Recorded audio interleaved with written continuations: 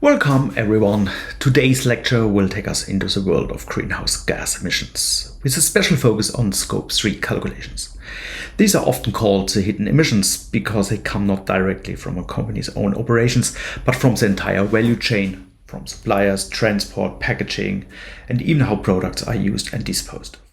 Our goal today is twofold: understand Scope 3 evaluation, how to measure and interpret these often complex and indirect emissions, but also to get hands-on with generative AI tools, using them not just to explain concept, but also to calculate and visualize an example case, our fictional winery Riesling Inc. We'll start with a general explanation of Scope 3 and then move step by step into deriving actual numbers. Along the way, we will experiment with different AI assistant and platforms, for example, ChatGPT, Perplexity for explanation, Copilot, Notebook, LMs for even deeper explanations, HeyGen for creating engaging avatars, Perplexity deep research for fact-checking, Mermaid IA for tuning complex relationships into clear diagrams, vibe coding examples, and finally also Claude for really fine-graining the coding itself.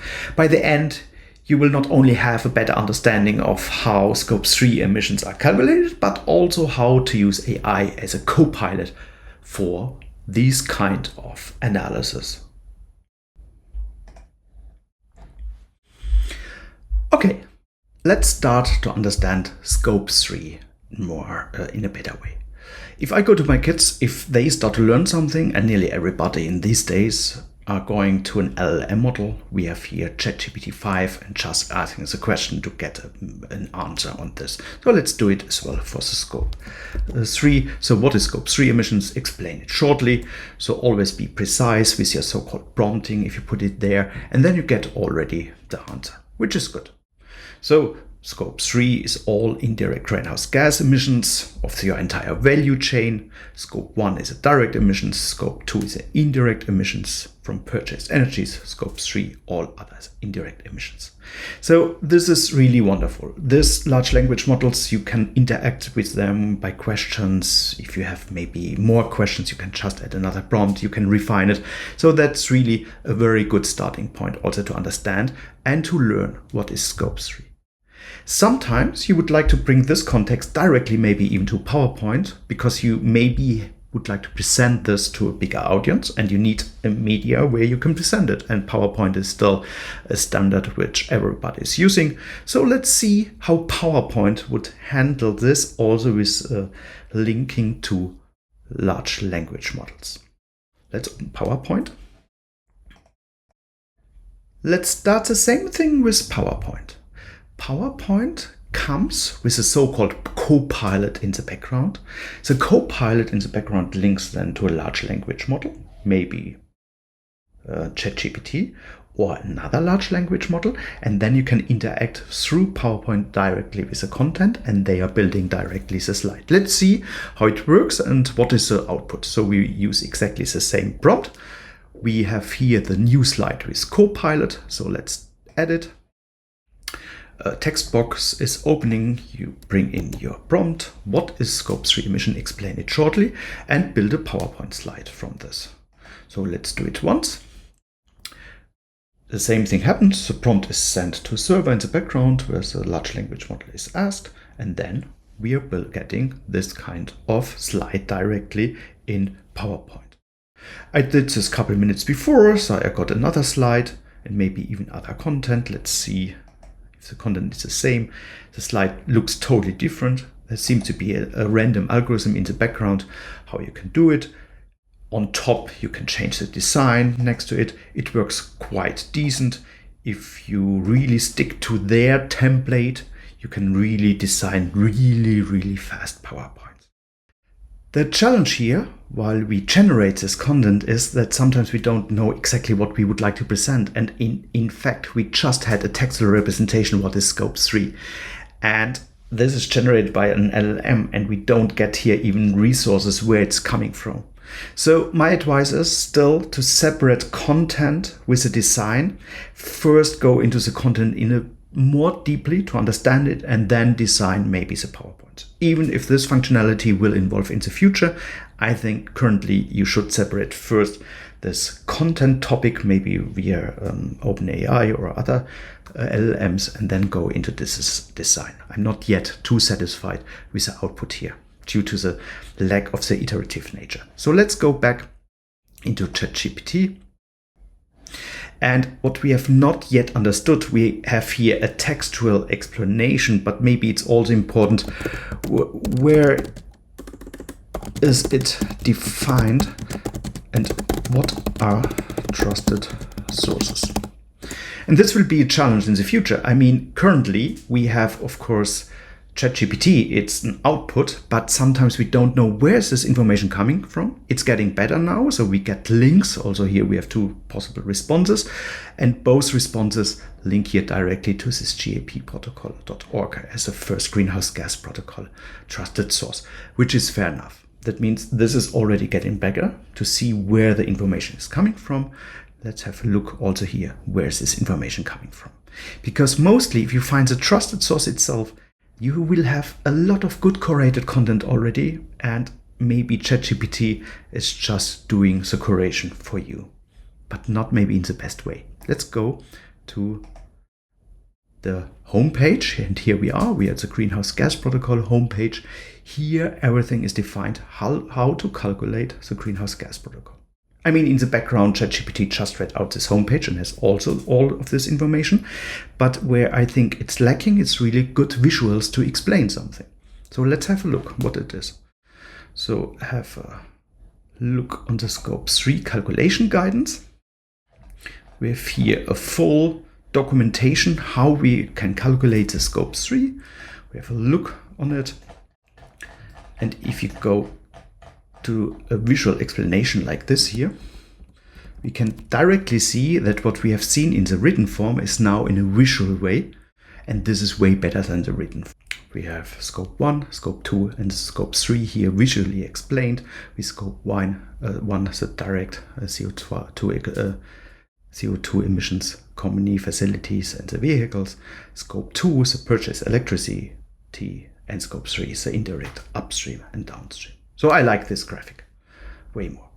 In summary, of course, you can learn through LLMs and ChatGPT. You can directly generate the content even for a new output file. But really, to get into the depths of every kind of topics, you should trace back some of these original sources.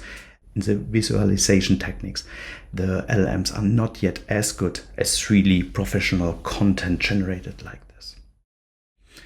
But let's see how we can even learn a little bit more interactive into this kind of definitions of our green gashouse protocols.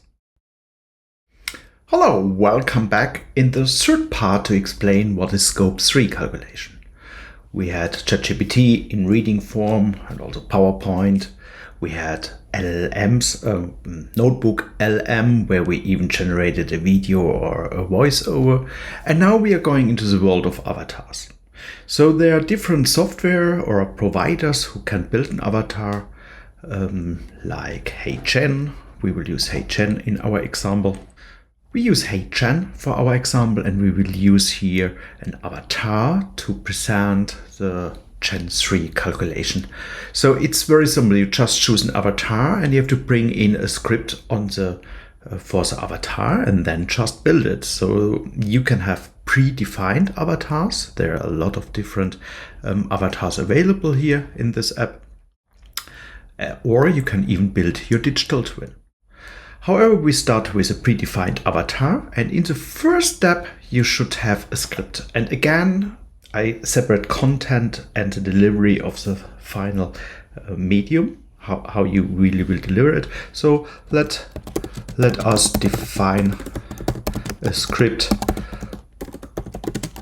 for an avatar. So as always, go first with a prompt to define the full prompt before you go then into your avatar. That means step 1, you have maybe something like give me a prompt for a lecture with a funny nuance on explaining SDG 3 scope emissions and how long it is. Then on the right side, I see the output prompt, and with this output prompt, I generated then the full text for the avatar. For the avatar, I mentioned it, I use HeyGen.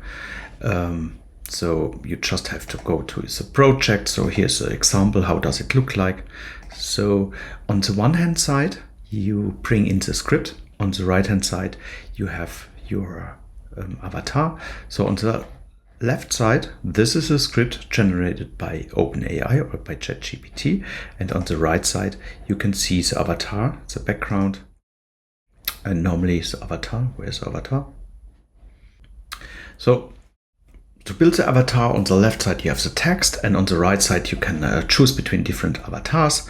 And then once you choose one avatar, you can select how it's look like, and then bring it in. Do you see it on the right side? So it's unbelievable how convenient these new software packages are. So again, you have predefined avatars. You can bring in the text.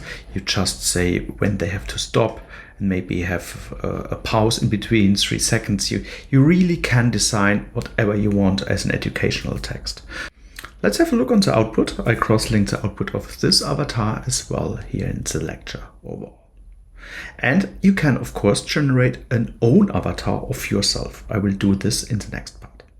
Hello, everyone. Today we're diving into a mysterious little corner of the sustainability world, Scope 3 emissions.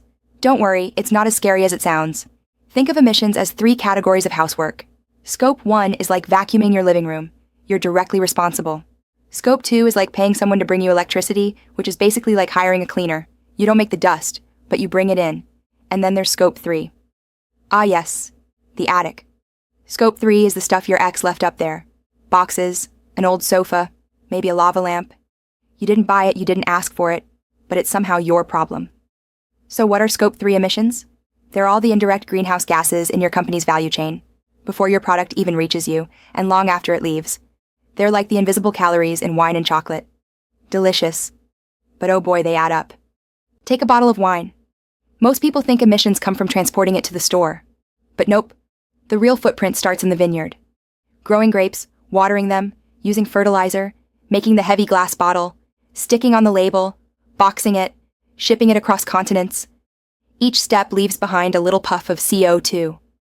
By the time you uncork it at dinner, your romantic wine has traveled more than most of us do on holiday. Or let's talk chocolate.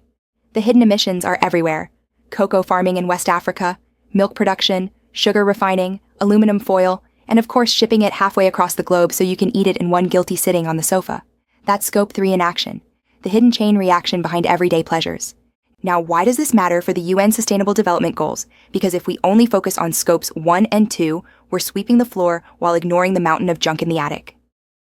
Scope 3 emissions usually account for over 70% of a company's footprint. Tackling them is essential if we want real progress on SDG 13, climate action, and if we care about responsible consumption, energy use, and sustainable communities. So here's the punchline. Ignoring Scope 3 is like saying, I only count the calories I eat standing up. Cute, but useless. The good news? Companies are starting to measure and reduce these hidden emissions by choosing greener suppliers, redesigning packaging, and rethinking logistics. And you, as a consumer, can help too, by asking the right questions and maybe enjoying your chocolate a little more responsibly. So next time you open a bottle of wine or break off a piece of chocolate, just remember, sustainability isn't only about what's on your plate or in your glass, but the whole invisible journey that got it there. Cheers to cleaner attics and a cooler planet.